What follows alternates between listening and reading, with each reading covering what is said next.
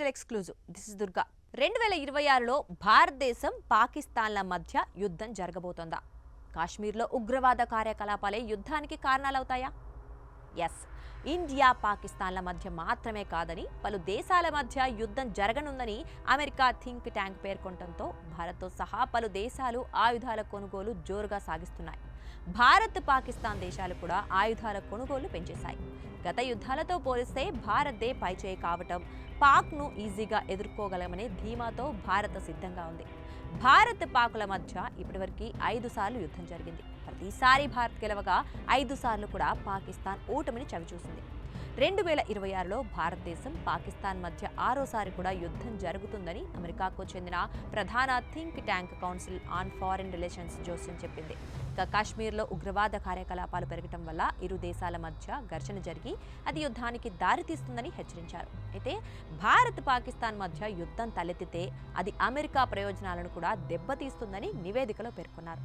యుద్ధానికి కారణాలుగా భావిస్తోన్న జమ్మూ కాశ్మీర్పై ఫోకస్ చేస్తే ఆ ఏరియాల్లో అంతగా ఉగ్రవాద దాడి జరగనప్పటికీ ప్రస్తుత శీతాకాలంలో జమ్మూ ప్రాంతంలో 30 మందికి పైగా పాకిస్తాన్ ఉగ్రవాదులు చురుగ్గా ఉన్నారని ఇంటెలిజెన్స్ ఏజెన్సీలు హెచ్చరించడంతో అనుమానాలు వ్యక్తమవుతున్నాయి. 2025 మే 10న భారత్, పాకిస్తాన్ల మధ్య కాల్పుల విరమణ జరిగింది. ఆ తర్వాత ఇరు దేశాలు ఆయుధాల కొనుగోలు మరింత పెంచాయి. డ్రోన్లు, ఎయిర్ టు ఎయిర్ క్షిపణులు, గ్లైడెడ్ బాంబులు సహా మొత్తం 79,000 కోట్ల విలువైన రక్షణ ఒప్పందాలకు డిఫెన్స్ అక్విజిషన్ కౌన్సిల్ ఇటీవల ఆమోదం తెలిపింది. మరోవైపు పాకిస్తాన్ కూడా తుర్కీ, చైనా దేశాల నుంచి కొత్త డ్రోన్లు, వైమానిక రక్షణ వ్యవస్థలను కొనుగోలు చేయడానికి చర్చలు ప్రారంభించింది. తద్వారా ఆపరేషన్ సింధూర్ సమయంలో బహిర్గతమైన పాక్ బలహీనతలను అధిగమించవచ్చని ఆలోచన. ఈ నేపథ్యంలోనే ఆఫ్ఘనిస్తాన్, పాకిస్తాన్ల మధ్య కూడా వివాదం జరిగే అవకాశం ఉందని నివేదికలో వెల్లడించారు. ఇప్పటికే ఆయా దేశాల మధ్య ఘర్షణ వాతావరణం నెలకొని ఉంది.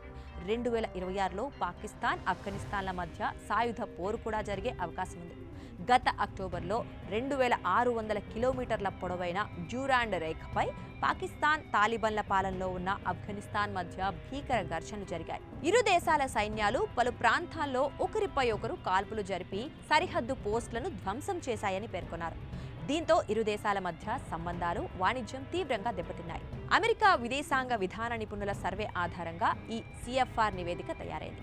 భవిష్యత్తులో వివాదాలు తలెత్తే ప్రాంతాల గురించి యుఎస్ విధాన నిర్ణేతలను అప్రమత్తం చేయడం దీని ఉద్దేశం.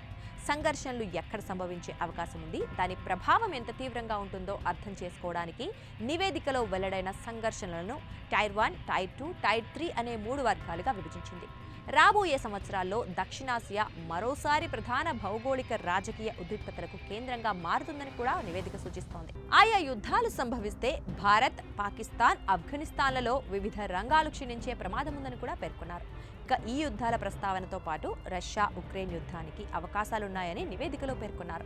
రష్యా, ఉక్రెయిన్ మధ్య యుద్ధం 2026లో మరింత తీవ్రతరం కావచ్చు.